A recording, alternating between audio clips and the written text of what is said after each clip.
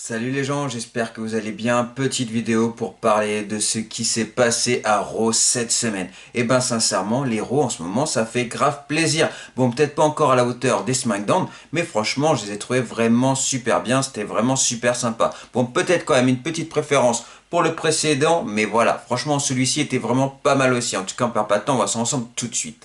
Randy Orton n'étant pas en mesure de faire son match ce soir face à AJ Styles et Drew McIntyre pour savoir qui rejoindra tout simplement le leader match pour Money in the Bank. Donc du coup, il faut choisir un remplaçant. Et donc, qu'est-ce qui se passe? On fait une Battle Royale. Comment se passe cette Battle Royale? Alors déjà, je tiens à souligner que tout simplement, pour commencer, il y avait Jinder Mahal dans cette Battle Royale qui s'est fait éliminer par Damian Priest. Moi, ce qui me choque, c'est qu'il y a quelques années, tout simplement, Jinder Mahal était champion de la WWE. On l'a vu rapidement battre Jeff Hardy. Ça, d'ailleurs, ça m'avait un peu agacé parce que Jeff Hardy n'avait tout simplement pas fait grand chose dans ce match et j'avais trouvé ça juste abusé. Mais là, il se retrouve dans une Battle Royale et il se fait éliminer relativement assez rapidement par Damian Priest, même s'il a éliminé un ou deux catcheurs, mais je me rappelle plus lesquels. Mais voilà, ce qui est sûr, c'est que il se retrouve là. Donc franchement, des fois, les choses peuvent changer vraiment très vite. Bon, très vite, ça fait quelques temps maintenant, mais quand même, ça peut changer, quoi. Ce qui s'est également passé, Omos, qui n'a pas voulu voir les Viking Riders gagner ce match, tout simplement. Il les a pris, lui, il était à l'extérieur du ring, les Viking Riders, forcément, étaient à l'intérieur, il les prend tout simplement pour les éjecter. Juste énorme. Bon, bien sûr, de l'autre côté, on était en train d'en parler. Il y avait Jinder Mahal qui tout simplement l'a aidé à les mettre à l'extérieur. Ce qui s'est également passé au moment que Akira Tozawa s'est fait éliminer, qui était actuellement champion de la ceinture 24/7. D'ailleurs, cette ceinture 24/7, j'adore, elle me fait marrer, je trouve ça fun, c'est vraiment bien. Et puis au moins, on peut voir des mecs comme Drew Gulak, Akira, R-Truth, et franchement, voilà, au moins, ça les met un minimum en avant, parce que malheureusement, je trouve que ces mecs-là, on les voit pas assez, et c'est vraiment dommage. Donc, qu'est-ce qui se passe quand il se fait éliminer? Tout simplement, Drew Gulak en profite et fait le tomber sur Akira, et du coup il devient pour quelques secondes champion 24/7. Mais R-Truth arrive, il fait un tout petit tourbillon sur Drew Gulak qui était vraiment super classe, et du coup il en profite et il fait le tomber sur Drew Gulak et il redevient champion 24/7. Bon, sauf que Akira en profite, il refait le tomber et il se fauve, il se sauve, et en tout cas Akira est toujours champion 24/7. Et donc ensuite, qu'est-ce qui s'est passé dans ce match? Eh ben, je pourrais à peu près tout. Sauf ce qui est bien, c'est que franchement, dans ce rôle-là, c'est tout simplement que Riddle brille. Et ça, c'est vraiment super bien, c'est vraiment super classe. Parce qu'à la fin, il se retrouve avec Damian Priest. Et franchement, ça faisait un mini-match entre Riddle et Damian Priest. D'ailleurs, franchement, une rivalité comme ça pourrait être relativement super intéressant. Et moi j'adore Riddle, franchement il fait des trucs de ouf, c'est vraiment grave classe et ça fait grave plaisir et c'était énorme. Et en tout cas, il gagne. Et qu'est-ce qui se passe? Eh ben monsieur, vu que c'est pour remplacer son pote Randy Orton, il se tape la pause à la Randy Orton. Au lieu de que ça soit sa musique à lui, c'est la musique de Randy Orton. Et voilà, en tout cas Riddle est heureux et il se prend en prime pour Randy Orton. Ensuite, en coulisses, tout simplement, Shayna Baszler est en train de brasser des cartes. Et du coup, Nia Jax il dit, mais pourquoi t'es pas en train de préparer ton match? Et lui dit, écoute, tout simplement, ce qui va se passer ce soir, c'est que je vais remettre Nikki Cross dans le roi chemin, je vais la remettre à la réalité. Et puis, Alexa Bliss, je vais la punir parce qu'il y en a marre. Toujours en coulisses, AJ Styles dit que normalement, personne n'aurait dû remplacer Randy Orton. Franchement, voilà, il peut pas gérer. Bon, bah tant pis pour lui. Il fallait qu'il y ait AJ Styles contre Drew McIntyre. Et c'est tout. Mais il fallait pas qu'il y ait une troisième personne qui vienne le remplacer. C'est les aléas, c'est les problèmes. Et voilà, il veut pas en entendre parler. Mais en tout cas, la chose qui se dit, c'est que Riddle va être relativement super fatigué après son Battle Royale. Que Drew McIntyre doit toujours être fatigué par rapport au Hell in the Cell. Donc il a de grandes chances de gagner. Et une fois qu'il aura gagné aussi le leader match Money in the Bank, il aura un an pour tout simplement cacher la mallette et redevenir champion de la WWE pour la troisième fois. Nikki Cross et Shayna Baszler. Franchement, avec la gimmick de Nikki Cross, j'ai vraiment du mal. J'espère vraiment que ça va pas y causer des torts parce que franchement, ça serait juste abusé. C'est une grande catcheuse. Et voilà, franchement, fait tout simplement la laisser dans cette gimmick qu'elle avait avant. Et en tout cas, ça, c'est mon avis. Bon, qu'est-ce qui s'est passé dans ce match-là? Bah, tout simplement, c'est pas compliqué. Fallait s'en douter. Alexa Bliss s'est ramenée pour mettre le bazar. Qu'est-ce qu'elle a fait? Elle a tout simplement dérangé Shayna Baszler. Nia Jax et Reginald qui était extérieur du ring. Tout simplement, Nikki Cross qui est à l'intérieur profite pour faire un crossbody à l'extérieur aux trois personnes qui étaient extérieures. Donc forcément Nia Jax, Shayna Baszler et Reginald. Du coup elle rentre dans le ring, elle est super contente et tout. Mais voilà, Shayna Baszler pendant un petit moment reprend le dessus. Le match continue mais ouais ça sauf que ça dure un tout petit moment. Parce que Alexa Bliss redérange Shayna Baszler et Nikki Cross en profite et elle gagne. Et ça c'est vraiment super cool, ça fait plaisir. Mais bon voilà, franchement j'ai vraiment peur avec Nikki Cross. Qu'elle ait gagné là, je suis vraiment super content, mais c'est tout simplement pour continuer la rivalité entre Alexa Bliss et Shayna Baszler. Donc voilà, mais j'espère vraiment que tout ça, ça va pas causer du tort à Nikki Cross, quoi.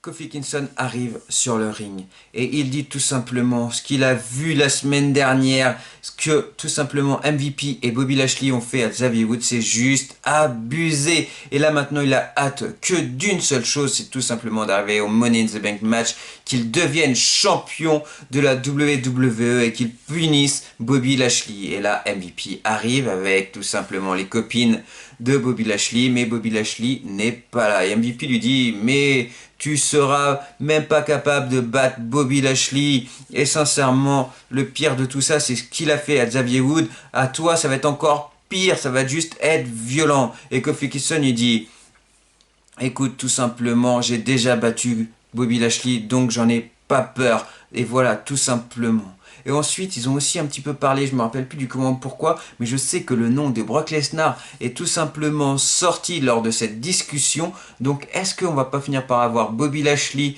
et Brock Lesnar vraiment à SummerSlam? Affaire à suivre. Et quoique, moi, je préférais que ça soit quand même Kofi Kingston qui soit champion de la WWE au Money in the Bank, mais ça, c'est... J'y crois pas trop, mais ça serait juste énorme. Mais en tout cas, voilà, le nom de Brock Lesnar est sorti pendant ce segment-là, donc est-ce qu'il y a une petite raison? Donc voilà, affaire à suivre. Doudrop et Eva Marie battent tout simplement Asuka et Naomi. Et qu'est-ce qui se passe? Et bon, au moment que Doudrop veut faire la passe à Eva Marie a voulu se venger, elle a voulu faire sa maline, elle sort du ring, elle fait oh non, non, non, non, là tu te débrouilles. Ouais, sauf que Doudrop, tout simplement, elle a tout simplement pu battre Asuka et Naomi à elle toute seule, et voilà, elle a gagné le match. Mais Eva Marie a pris le micro et elle a dit que c'est elle qui a gagné le match.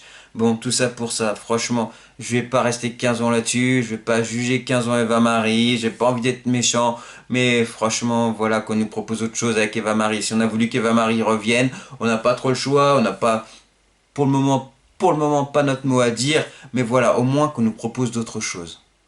Oh, voilà un beau match et ça fait grave plaisir. Ricochet contre John Morrison, c'était grave classe, franchement, il y avait des gros spots, etc. C'était juste énorme. Par exemple, Morrison est à l'extérieur du ring et The Miz arrive avec son fauteuil roulant, oui, parce qu'il est encore blessé et il gêne Ricochet pour aller battre tout simplement Morrison. Et que fait Ricochet tout simplement? Il passe, il saute sur les genoux de The Miz et tout simplement il finit pour faire un Rana sur John Morrison. Ce spot était juste énorme. Et comment se termine le match? Et bien tout simplement John Morrison était encore extérieur et là tu as les rambardes juste avant le Thunderdome, il était juste derrière. Que fait Ricochet? Tout simplement il arrive, il fait un saut à l'extérieur et voilà, les deux arrivent au sol et ça se termine comme ça, du coup il n'y a pas de gagnant. Mais franchement, même s'il n'y a pas de gagnant, qu'il n'y a pas eu de tombe et tout, franchement ce match était grave classe, j'ai adoré. Et voir John Morrison comme ça en solo, voir Ricochet en solo, mais moi ça fait grave plaisir. Au moins voilà, ils utilisent Ricochet et franchement en plus ils font briller avec John Morrison, c'est plutôt cool. Et franchement ça m'a fait grave plaisir et franchement quel plaisir de voir Ricochet en avant comme ça c'est classe.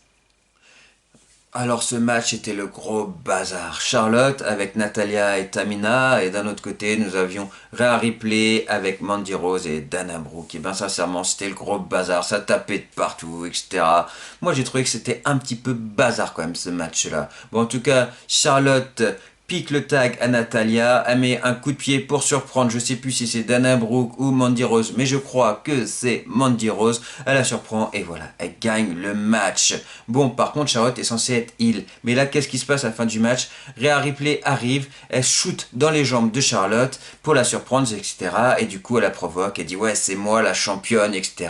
Mais du coup, là, ça fait heal aussi, donc qui est face, qui est heal, c'est compliqué. Moi, là, toute cette histoire, je commence à avoir du mal à suivre entre Charlotte et Rhea Ripley.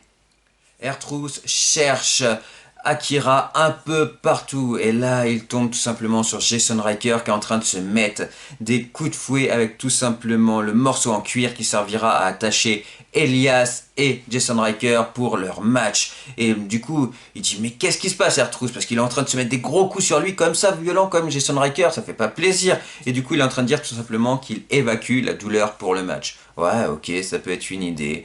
Donc voilà, tout simplement, Jason Riker se fout des coups avant même l'heure. Et ce match entre Elias et Jason Riker, eh ben franchement, ce match était grave classe. Quand ils étaient en équipe, il y a des moments, ça me saoulait, je trouvais ça un peu trop long, etc.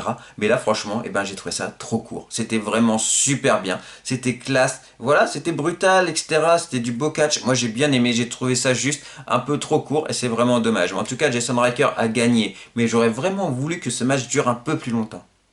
En coulisses, Damian Priest va voir Riddle et tout simplement il le félicite et Riddle me dit mais il est pas là. Bah ouais parce qu'il se prend pour Randy Orton donc forcément.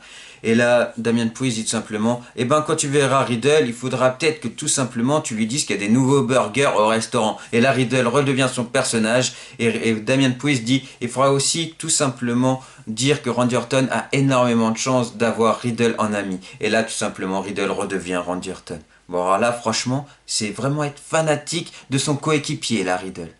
Et le main event, Drew McIntyre, AJ Styles, Riddle. Et bien sincèrement, mention spéciale à Riddle. Il a fait un très très bon match. J'ai adoré, c'était grave classe. En plus en face, c'était quand même AJ Styles et Drew McIntyre. Donc franchement, c'était juste énorme et j'ai adoré. C'était vraiment grave classe ce main event là. Bon, bien sûr, c'est Drew McIntyre qui gagne et tout simplement qui aura son match au Money in the Bank. Mais là, il n'y a pas de grande surprise, il fallait s'en douter. Mais dans tous les cas, franchement, Riddle a fait un très très beau match. Donc voilà, en général, franchement, ce Raw était vraiment super sympa. Et voilà les gens, c'était ma petite review de Raw. Et bien sincèrement, ça fait le deuxième Raw que j'apprécie vraiment beaucoup. J'ai été beaucoup de semaines à critiquer, etc.